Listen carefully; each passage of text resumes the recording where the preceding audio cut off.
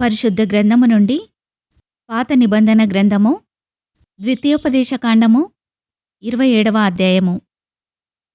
మోషేయు ఇశ్రాయేలీల పెద్దలును ప్రజలతో ఇట్లనిరి, నేడు నేను మీకు విధించుచున్న ధర్మమును మీరాచరింపవలెను.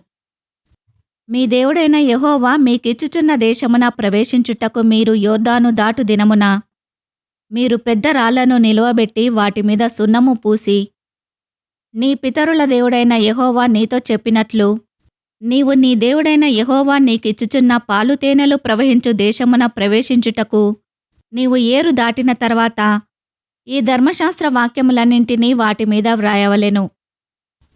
మీరు ఈ యొర్దాను దాటిన తర్వాత నేను నేడు మీకు ఆజ్ఞాపించినట్టు ఈ రాళ్లను ఏబాలు కొండమీద నిలువబెట్టి వాటిమీద సున్నము పూయవలెను. అక్కడ నీ దేవుడైన యెహోవాకు బలిపీఠమును కట్టవలెను. ఆ బలిపీఠమును రాళ్లతో కట్టవలెను. వాటిమీద ఇనుప పనిముట్టు పడకూడదు. చెక్కని రాళ్లతో నీ దేవుడైన యెహోవాకు బలిపీఠమును కట్టి దానిమీద నీ దేవుడైన యెహోవాకు దహన బలులనర్పింపవలెను. మరియు నీవు సమాధాన బలులనర్పించి అక్కడ భోజనము చేసి నీ దేవుడైన యెహోవా సన్నిధిని సంతోషింపవలెను. ఈ విధికి సంబంధించిన వాక్యములన్నింటినీ ఆ రాళ్ల మీద బహు విరళముగా వ్రాయవలెను.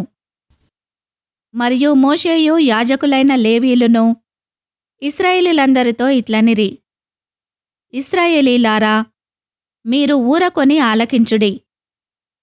నేడు మీరు మీ దేవుడైన యెహోవాకు స్వజనమైతిరి గనుక మీ దేవుడైన యెహోవా మాట విని నేడు నేను నీకు ఆజ్ఞాపించు ఆయన కట్టడలను ఆయన ఆజ్ఞలను గైకొనవలెను. ఆ దినమందే మోషే ప్రజలకు ఆజ్ఞాపించినదేమనగా, మీరు యొర్దాను దాటిన తర్వాత షిమ్యోను, లేవి, యూదా, ఇశ్శాఖారు, యోసేపు, బెన్యామీను గోత్రముల వారు ప్రజలను గూర్చి దీవెనవచనములను పలుకుటకై గెరిజీము కొండ మీద నిలువవలెను. రూబేను, గాదు, ఆషేరు, జెబూలూను, దాను, నఫ్తాలి గోత్రముల వారు శాపవచనములను పలుకుటకై ఏబాలు కొండ మీద నిలువవలెను. అప్పుడు లేవీయులు యెహోవాకు హేయముగా శిల్పి చేతులతో మలిచిన విగ్రహమునే గాని పోత విగ్రహమునే గాని చేసి చాటున నుంచువాడు శాపగ్రస్తుడని ఎలుగెత్తి ఇశ్రాయేలీలందరితో చెప్పగా ఆమెన్ అనవలెను. తన తండ్రినైనను తన తల్లినైనను నిర్లక్ష్యము చేయువాడు శాపగ్రస్తుడని చెప్పగా ప్రజలందరూ ఆమెన్ అనవలెను. తన పొరుగువాని సరిహద్దు రాయిని తీసివేయువాడు శాపగ్రస్తుడని చెప్పగా ప్రజలందరూ ఆమెన్ అనవలెను.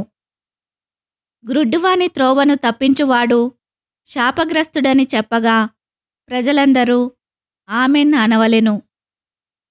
పరదేశికే గాని తండ్రి లేని వానికే గాని విధవరాలికే గాని న్యాయము తప్పి తీర్పు తీర్చువాడు శాపగ్రస్తుడని చెప్పగా ప్రజలందరూ ఆమెన్ అనవలెను. తన తండ్రి భార్యతో శయనించువాడు తన తండ్రి కోకను విప్పినవాడు గనుక వాడు శాపగ్రస్తుడని చెప్పగా ప్రజలందరూ ఆమెన్ అనవలెను.